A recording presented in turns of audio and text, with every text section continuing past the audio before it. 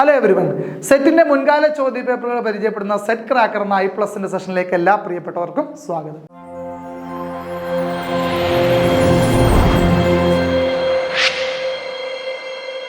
നമ്മൾ ചർച്ച ചെയ്തുകൊണ്ടിരുന്ന 2024 ജൂലൈയിലെ സെറ്റ് പരീക്ഷയുടെ ക്വസ്റ്റ്യൻ പേപ്പർ ആയിരുന്നു. അതിന്റെ ബാലൻസ് ക്വസ്റ്റ്യൻസിലേക്ക് പോകാം.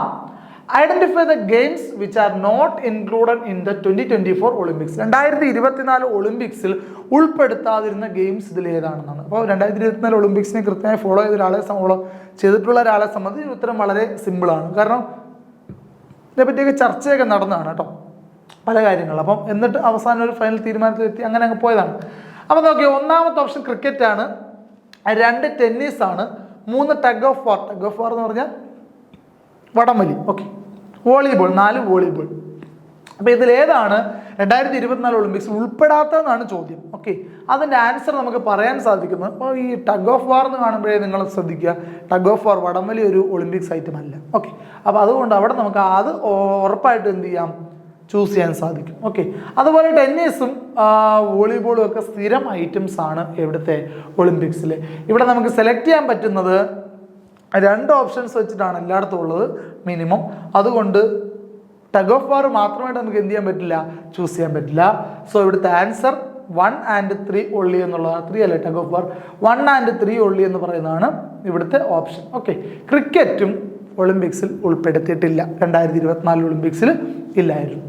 നോക്കൂ, cricket will be included in 2028 Olympics according to the latest news from IOC. അപ്പോൾ ഒളിമ്പിക് കമ്മിറ്റിയുടെ ലേറ്റസ്റ്റ് ന്യൂസ് പ്രകാരം ക്രിക്കറ്റ് 2028 ഒളിമ്പിക്സിൽ ഉൾപ്പെടുത്തും.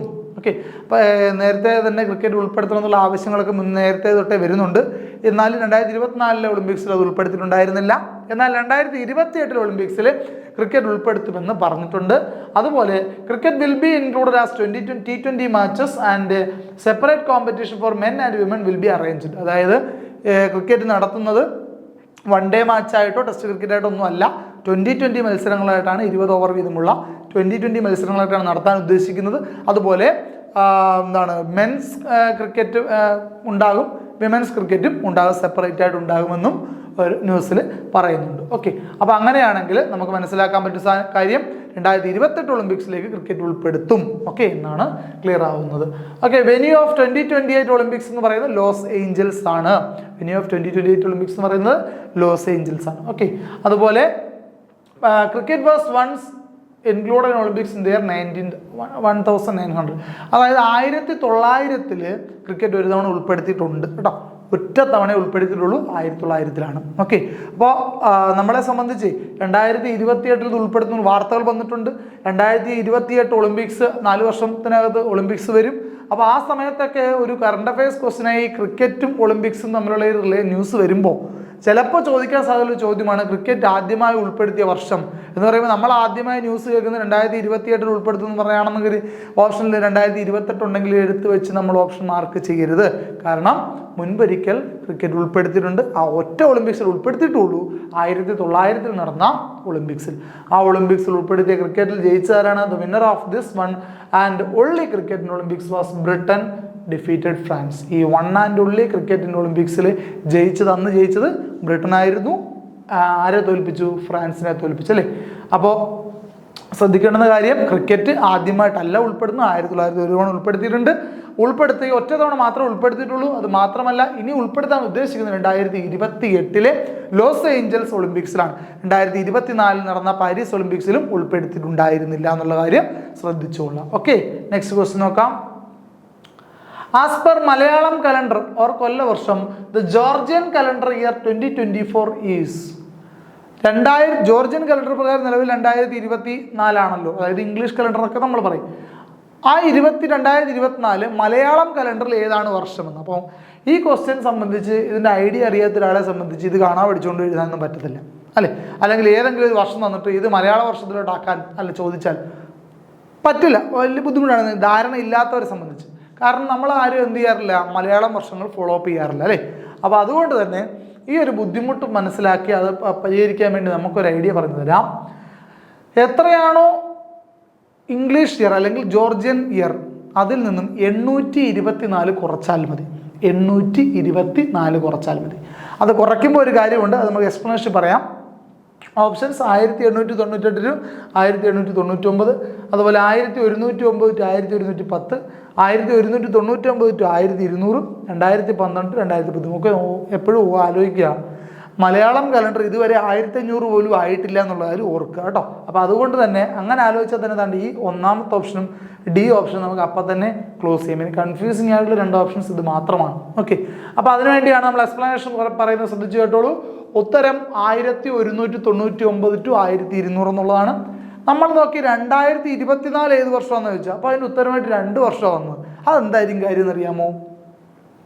ഇംഗ്ലീഷ് കലണ്ടർ തുടങ്ങുന്നത് പോലെ അതേ ടൈമിലല്ല മലയാളം കലണ്ടർ സ്റ്റാർട്ട് ചെയ്യുന്നതാണ് പ്രശ്നം.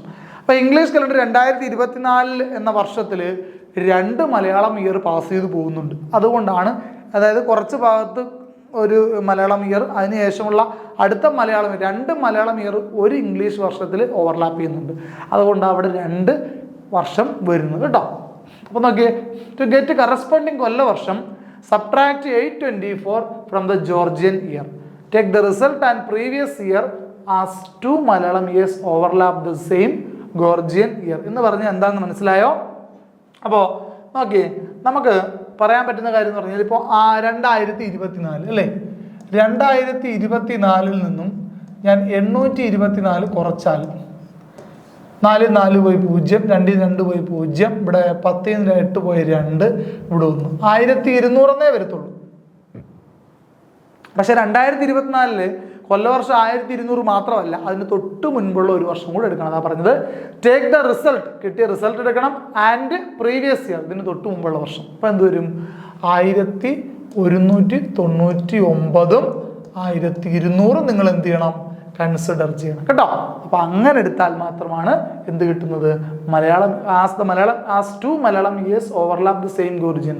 ഒരേ ഗോർജിയൻ ഇയറിൽ 2 മലയാളം വർഷം കടന്നു വരുന്നത് കൊണ്ടാണ് നമുക്ക് ഇങ്ങനെ ചെയ്യേണ്ടി വരുന്നത്. ക്ലിയർ ആണ്? അതുപോലെ തിരിച്ച് ഇംഗ്ലീഷ് വർഷം തന്നിട്ട് മലയാളം വർഷം കണ്ടുപിടിക്കാൻ പറഞ്ഞാൽ നമ്മൾ എന്താ ചെയ്യേണ്ടത്? Add 824 with the Gregorian year and take the result and next year. Result എടുക്കണം, നെക്സ്റ്റ് ഇയർ എടുക്കണം. അതായത് ഇപ്പോൾ ചോദ്യം ഇതാണ്, 1200 എന്ന മലയാള വർഷത്തിന് കറസ്പോണ്ടിങ് ആയി ജോർജിയൻ ഇയർ കണ്ടുപിടിക്കാൻ ചോദിച്ചാൽ ഇതിൻ്റെ കൂടെ 824 കൂട്ടുക. അപ്പോൾ 4 2 10 2 2024 വരും. പക്ഷേ 2024 മാത്രമല്ല 1200 കിടക്കുന്നത്. 1200 2024 കുറച്ച് ഭാഗം എടുക്കും, അതുപോലെ 2025 കുറച്ച് ഭാഗം എടുക്കും. അതുകൊണ്ട് 2024 ടു 2025 എന്ന് വേണം നമ്മൾ ഗോർജിയൻ ഇയർ അടക്കപ്പെടുത്തുക. അപ്പോൾ അത് മാത്രം ഒന്ന് ശ്രദ്ധിച്ചിരുന്നാൽ മതി. ഓക്കെ, അപ്പോൾ ക്ലിയർ ആണല്ലോ? ശരി, നോക്കിക്കോളൂ. To get corresponding Gregorian year add 824 with the Gregorian year, take the result and next year, അടുത്ത വർഷം കൂടി കൺസിഡർ ചെയ്യണം. ക്ലിയർ ആണേ? ശരി, നെക്സ്റ്റ് ക്വസ്റ്റ്യൻ നോക്കോളൂ. Identify the correct statements with reference to International Day of the World's Indigenous Peoples. അതായത് International Day of World's Indigenous, അതായത് indigenous people എന്ന് പറഞ്ഞാൽ പുറം ലോകവുമായി ബന്ധമില്ലാത്ത വനങ്ങളിൽ താമസിക്കുന്ന ആദിവാസി സമൂഹത്തിൽപ്പെട്ട ആൾക്കാരെയാണ് നമ്മൾ എന്ത് വിളിക്കുക? ഇൻഡിജീനിയസ് പീപ്പിൾ എന്ന് വിളിക്കുക കേട്ടോ. അതായത് പുറം ലോകമായിട്ടൊന്നും ബന്ധമില്ല, അവർ അത്ര കൾച്ചേർഡ് അല്ല, അവർക്ക് അവരുടെ എന്താണ് ആ ഒരു കൂട്ടമേ മാത്രമേ കണക്ഷനുള്ളൂ. അതുപോലെ എന്താണ് ഫോറസ്റ്റിലായിരിക്കും താമസം, വേട്ടയാടലും ഒക്കെ ആയിരിക്കും അവരുടെ തൊഴിലുകൾ എന്ന് പറയുന്നത്. ഓക്കെ, അത്രയും മാത്രമുള്ള അപരിഷ്കൃതമായ എന്ന് നമ്മൾ സൂചിപ്പിക്കുമെങ്കിലും അങ്ങനെ പറഞ്ഞുകൂടാ. എന്നിരുന്നാൽ തന്നെ അങ്ങനെ പറയുന്ന ഒരു കാറ്റഗറിയിൽപ്പെട്ട മനുഷ്യർ, അവരെയാണ് നമ്മൾ എന്ത് വിളിക്കുക? ഇൻഡിജീനിയസ് പീപ്പിൾസ് എന്ന് വിളിക്കുക. അപ്പോൾ അവരുടെ ഇൻ്റർനാഷണൽ ഡേ, അവർക്ക് വേണ്ടി ഒരു ദിവസം മാറ്റി വെച്ചിട്ടുണ്ട്. ആ ഒരു ദിവസവുമായി ബന്ധപ്പെട്ട താഴെ പറയുന്ന പ്രസ്താവനകൾ ശരിയായത് അല്ലെങ്കിൽ ശരിയല്ലാത്ത കണ്ടുപിടിക്കാൻ, ശരി കറക്റ്റ് സെൻറ്റൻസ് കണ്ടുപിടിക്കാനാണ് ചോദ്യം. It is observed on August 9 each. എല്ലാ വർഷവും August 9 ഇത് ആഘോഷിക്കുന്നത്. ഏത്? ഇൻഡിജീനിയസ് പീപ്പിളിൻ്റെ ദിവസമായി ആചരിക്കും.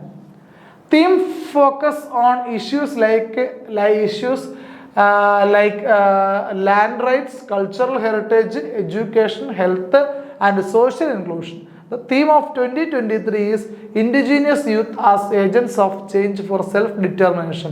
അപ്പോൾ 2023 ഈ ദിവസത്തിൻ്റെ തീം അറിയാമെങ്കിൽ മാത്രമേ ഈ ഒരു സെൻറ്റൻസിനെ നമുക്ക് അനലൈസ് ചെയ്യാൻ സാധിക്കത്തുള്ളൂ. ഓക്കെ, മൂന്നാമത്തെ statement established by the United Nations Development Programme in 1994 through the resolution 49/2014. Okay, അപ്പോൾ 49/214 എന്ന പ്രമേയത്തിലൂടെ 1994 എന്താണ് ഐക്യരാഷ്ട്രസഭയുടെ ഡെവലപ്മെന്റ് പ്രോഗ്രാമാണ് എന്ത് ചെയ്തത്, ഈ international day for indigenous people എന്ന് പറയുന്ന ഈ ഒരു ദിവസം ഇന്ന ദിവസം ആഘോഷിക്കണമെന്ന് സ്ഥാപിച്ചത്. അപ്പോൾ ഇതിൻ്റെ ഓപ്ഷൻസിൽ നിന്ന് നമുക്ക് ചിലപ്പോൾ ഒരുവിധപ്പെട്ടവർക്ക് ചിലപ്പോൾ ഇതിനെപ്പറ്റി എത്ര ധാരണ ഉണ്ടാവില്ല. ഇതിൻ്റെ അകത്ത് ഓപ്ഷൻ 3 ഒഴികെ ബാക്കി രണ്ടും ശരിയാണ് കേട്ടോ. 1 and 2 ശരിയാണ്. ഒന്നാമത്തേത് പറഞ്ഞാൽ international day for indigenous people August 9 ആചരിക്കുന്നത്. രണ്ടാമത്തേന്ന് പറഞ്ഞാൽ അവരുടെ കൾച്ചറൽ റൈറ്റ്സും അവരുടെ ചുറ്റുപാടും ഒക്കെ സംരക്ഷിക്കാൻ വേണ്ടിയാണ് ഈ ഒരു ദിവസം ആചരിക്കണം തീരുമാനിച്ചത്. അതുപോലെ 2023 തീം എന്ന് പറയുന്നത് എന്താണ്? The theme of 2023 is Indigenous Youth as Agents of Change for Self-Determination. അതാണ് 2023. അത് രണ്ടും ശരിയാണ് കേട്ടോ. പക്ഷെ മൂന്നാമത്തിൽ ചെറിയ തെറ്റേ ഉള്ളൂ. അത് ചിലർക്ക് ഇത് പഠിച്ചൊരാളെ സംബന്ധിച്ച് ഉറപ്പായിട്ടും കൺഫ്യൂസ് ആക്കുകയും ചെയ്യും. അതാണ് പ്രശ്നം.